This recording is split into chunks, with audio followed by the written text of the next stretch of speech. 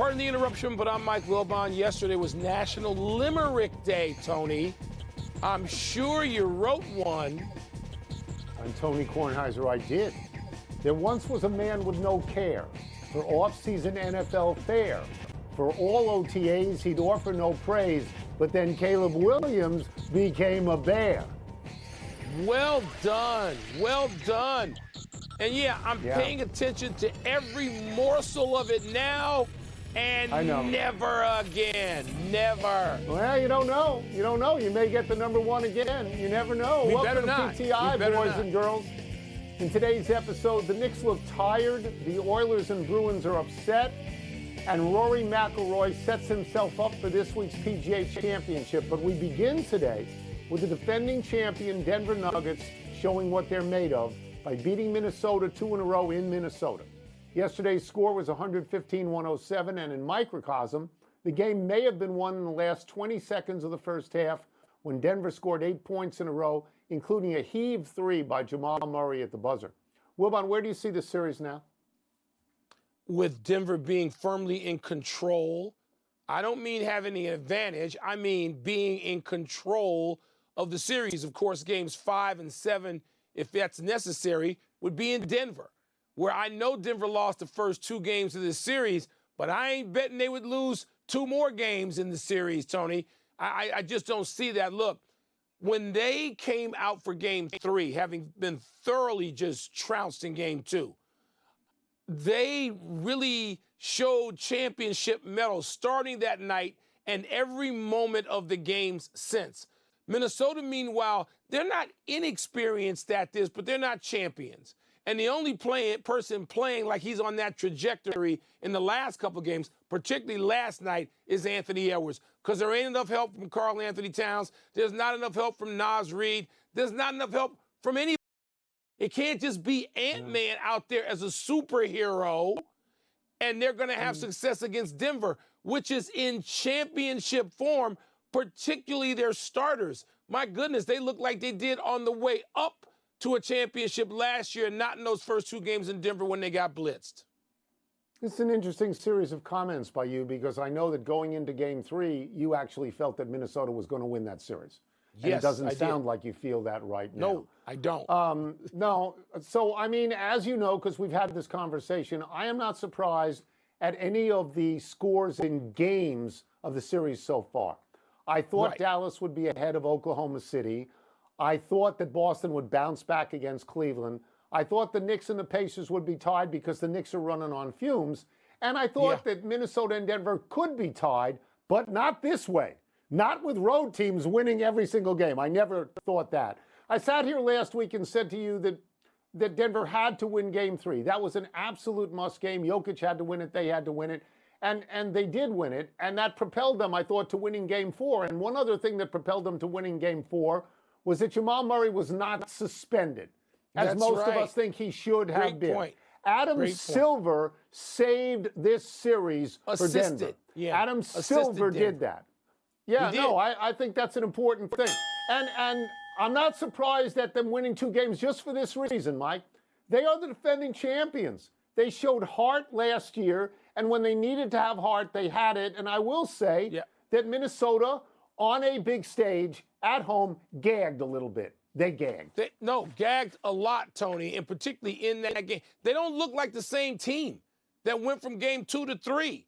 And that, to me, still hasn't been explained properly. They get Rudy Gobert, the Defensive Player of the Year, back in the lineup, and they go south again, except for Anthony Edwards. So, you know, they're not ready yet, Tony. They're just not. And Denver is, and Denver's going to put them away. And here I go making another pronouncement when maybe it's something that won't happen. But the New York Knicks and Pacers are also tied at 2 games apiece. Indiana evened its series yesterday with a 32-point blowout. Jalen Brunson, Dante DiVincenzo, and Josh Hart shot a combined 10 for 36 for the Knickerbockers, including 1 for 13 from 3. Both teams have won all 4 games at home. So, Tony, how should the Knicks feel about the state of things with this series heading back to Madison Square Garden, the world's most famous arena, for Game 5?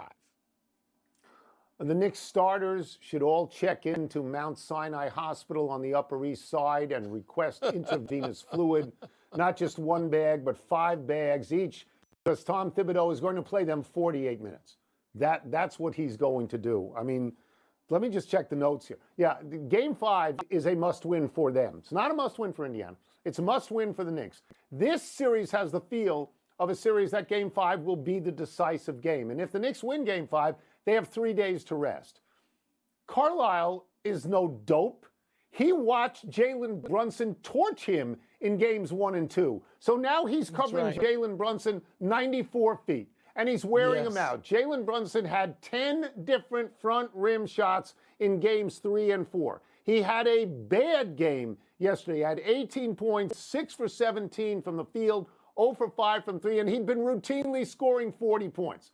I think he was minus 26 when he was out there. DiVincenzo was minus 40 when he was out there. That's a tired team. They got beat up because they can't take that pace right now. Tony, they were toast. They were going to be toast.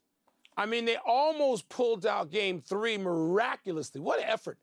Listen, I don't say this very often, but I admire these Knicks and the way they play, and particularly the 3 players that we talked about, the whole squad, but particularly those 3.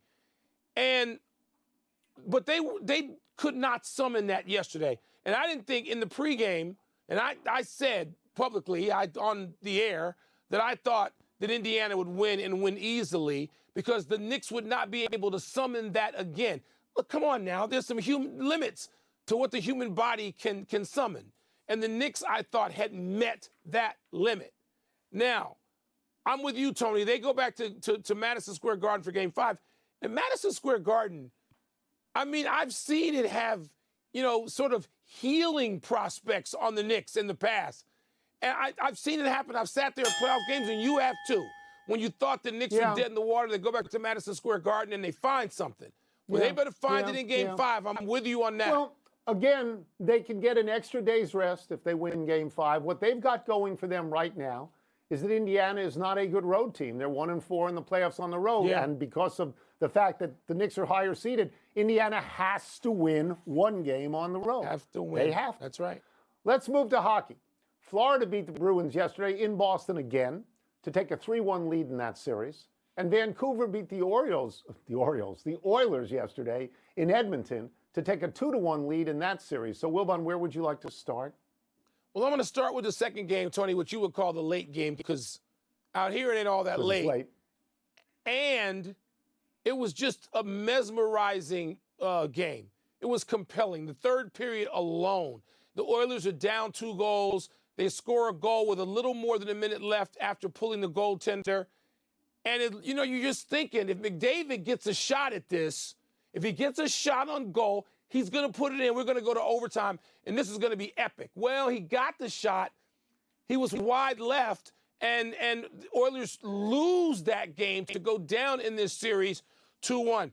Vancouver's goaltender, Arthur Silovs, the Latvian 23-year-old, he's fabulous. Nobody knows him unless you're watching these late games, which I am enthralled with.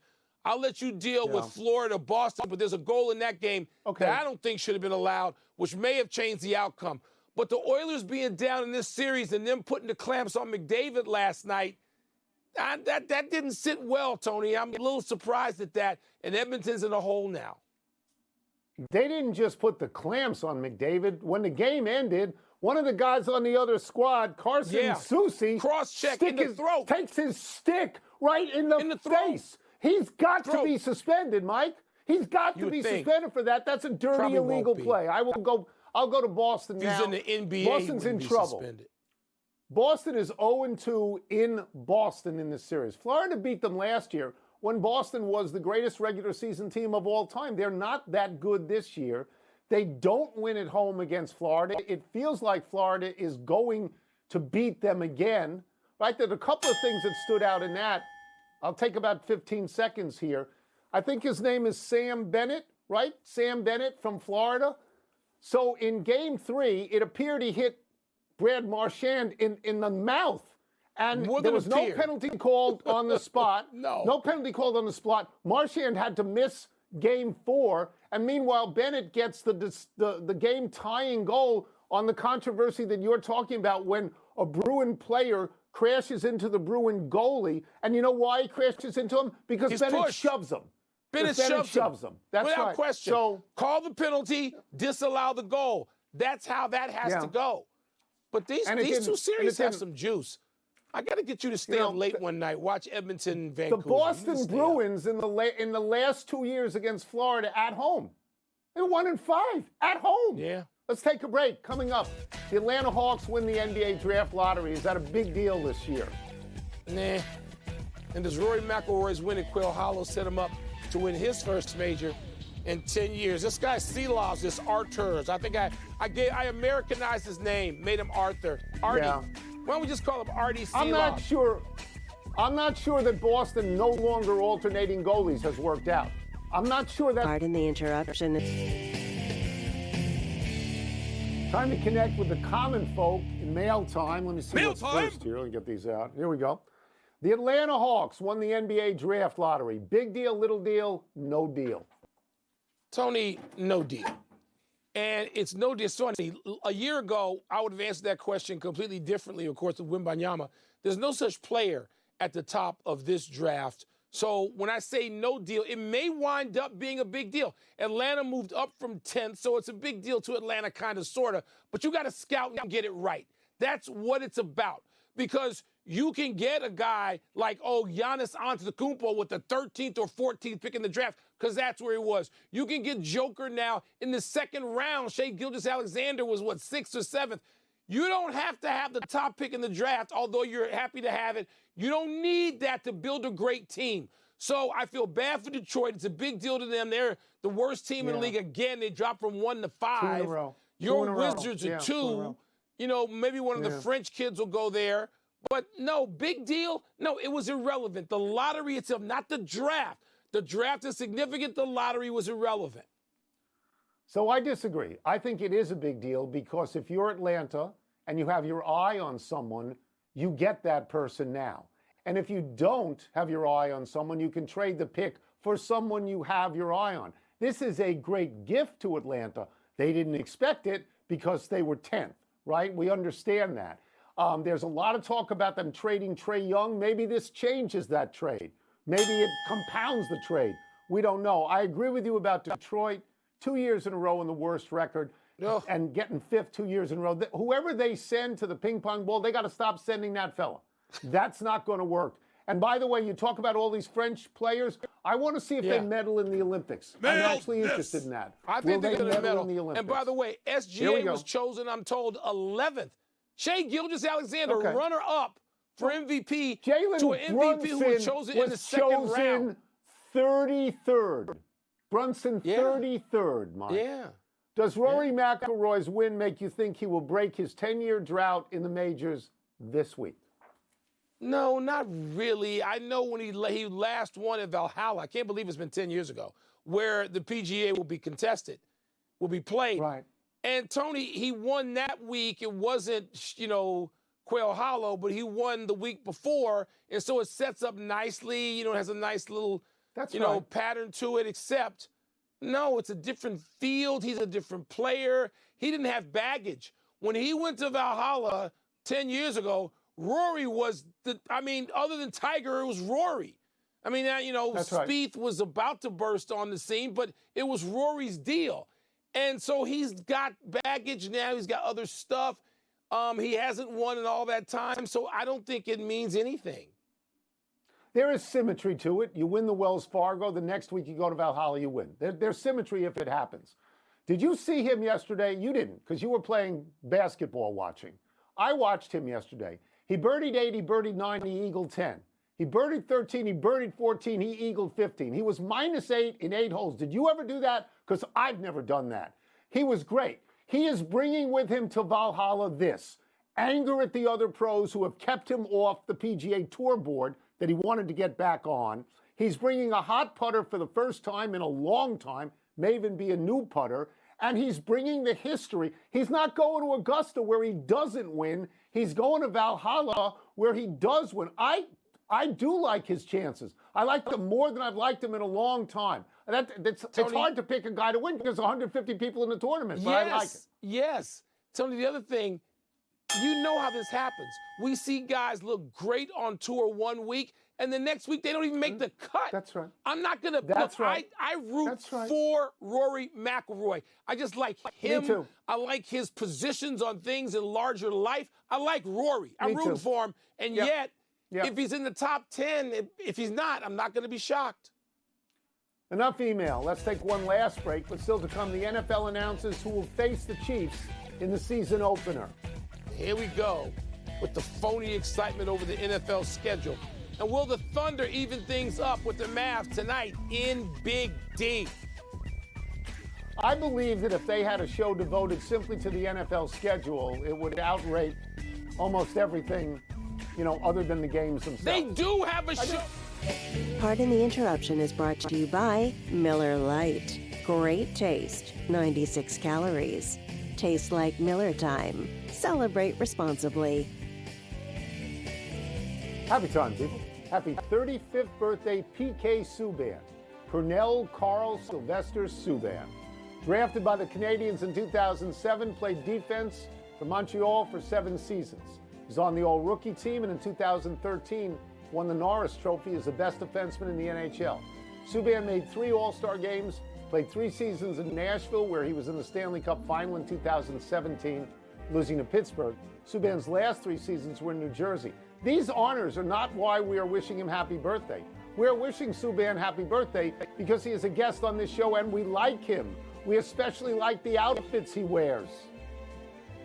Tony, in 2016, on a June day, I was in Montreal when P.K. Subban was traded. And the outpouring of support and the outright anger of Canadian hockey fans was palpable. And I had not met Subban at that point, but it was his jersey was being flown from cars moving and going down the streets of Montreal. You're like, my God, this guy is heroic here. I never forgot that, how much they love P.K. Subban in Montreal. Happy anniversary, Buster Posey. On this day 16 years ago, the Florida State catcher played all 9 positions in the field and hit a grand slam in the Seminoles' 10-0 win over Savannah State. Posey went on to a distinguished career with the San Francisco Giants, where he became only the 2nd player in history, alongside Pete Rose, to win Rookie of the Year, MVP, and 3 World Series championships. Posey's career was cut short by injury, but he will likely be a first-ballot Hall of Famer in 2027. Posey is now part of Giants ownership, on the board of directors, and he is a key advisor to both the chairman and the president of baseball operations. He is a key member, Tony, of that Northern California community, because you can see him, and I have, tag teaming and supporting Steph Curry in civic and charitable events, big events. And Buster Posey's a big deal and just a pleasant person. Good for him, and I wish him success in this executive role after a Hall of Fame career. Happy trails to Nelly Korda's winning streak. Korda had won 5 straight tournaments, but finished up the track at 7 under after shooting her 2nd straight 73 at the Cognizant Founders Cup in New Jersey. The winner was Rose Zhang, who finished 24 under, 2 shots ahead of Madeline Sagstrom. Hard to believe someone shot 22 under and did not win. Zhang, who we root for because she won the U.S. Junior Girls at Columbia Country Club, shot 66 yesterday and birdied 4 of the last 5 holes. She's won the Junior, the Women's Am, the Augusta Women's Am, and 2 NCAA championships at Stanford. She's just 20. Last year won her LPGA debut at Liberty National. Tony, you're right, everything you said about Rose Zhang, but I root for Nelly Korda. And I know this Saturday, and I was watching every stroke, that 73 sort of took her out of it. But what a run. And you know what? My bet is she'll start another one. She's that good. Sure. She is that good. One update, a couple of omissions. Vancouver's Carson Soucy got 1 game for cross-checking Connor McDavid in the throat. The Lions signed Jared Goff to a 4-year extension with $170 million in guarantees. Wow. And Iowa's basketball coach Lisa Bluter announced her retirement. Caitlin Clark's gone. She's gone. Let's go to the big finish. The Ravens and the Chiefs will play in the NFL opener. Do you like that? It's fine. I mean, you'd like to see those 2 play. There's any number of other teams I could see in that opener. We'll get to them. Shohei missed yesterday's game with back tightness. You concerned? No, not yet. You got to miss a bunch. No, not yet. Yeah. Texas was named the #1 seed in the NCAA softball tournament over Oklahoma. Does that make sense to you? Oklahoma beat them in the tournament a few days ago, but they're pick 'em. I mean, they're the top two teams, and I hate that my Northwestern Wildcats are in that Texas bracket. Canes, Rangers, Stars, Avalanche tonight. Who you got? I'm going to take the home teams. I'm going to take the Rangers, and I'm going to take Colorado. So what do I know? Last one, Okay. Celtics, Cavs, Thunder, Mavs tonight. Who you got? The Celtics, absolutely. And Tony, I'm going to take the Thunder in Dallas to even that series, even though Kyrie has been the best player, perhaps, in that series. Even better than Shai Gilgeous-Alexander. Kyrie Irving's been getting it done at both ends. We're out of time. We'll try and do better the next time. I'm Tony Kornheiser. I'm Mike Wilbon. Same time tomorrow, Knuckleheads. You can get the PTI podcast on the ESPN app or Apple Podcasts. And now, Tony, here's SportsCenter. Pacers get that extra day off they Congratulations to don't want. Roseanne. Congratulations. Oh, yeah, she's to her. great. Watched her play, so I'd say that. All right, Wilbon. Who had the more impressive weekend, the Pacers or the Nuggets? Tony, this is easy for me. The Nuggets. I mean, Denver did. They had a championship weekend, and they had to. Look, the Pacers were terrific. They did what they were supposed to do. But the Pacers could have, and I know they feel they should have won a game in Madison Square Garden among the first two. The Nuggets were eviscerated in game 2. They got blown out 2 games, and they were just completely dismantled in game 2 in Denver. And there was no reason other if you're not part of the Denver team, the traveling party, to think they were going to go to Minnesota and do what they did. But they had a championship recovery. It's amazing what they were able to do after being taken apart by Minnesota's defense in games 1 and 2. Rudy Gobert wasn't even there for game 2. So, no, the answer for me, as good as the Pacers put themselves in a position to be in now, the answer is Denver. Yeah, I agree with you. I agree with you right down the line. The Pacers had a great 2 games. All right, they did. But the Knicks have been playing on fumes for a while here. And nobody looked at the Knicks-Pacers series and expected anything other than reasonably close games. And now game 4 was terrible. It wasn't reasonably close at all. But nobody had counted the Pacers out. No. Minnesota had been so devastating on the road against Denver that many people, including you, Mike, counted Denver out and wondered what they would reach down and find, if anything at all. So the reason the answer is Denver is because they were in a far more precarious situation than either New York or Indiana. And they did reach down and they found something. And now, and I believe this is your point as well, now they appear to be in control of the series, and you would not be at all surprised if they won 2 more in a row, right? And they won this thing with 4 in a row, right? And if they do that, Tony, I'll call that a champion sweep. When you come back from 0-2 down at home, and Michael Malone, while he did a brilliant thing in ripping all the talking heads who counted his team out, he was the one who used the word embarrassed after game 2. He used that word. So they knew, the Nuggets knew, and they responded, which is really all that counts. That's it. We're done. Back to you.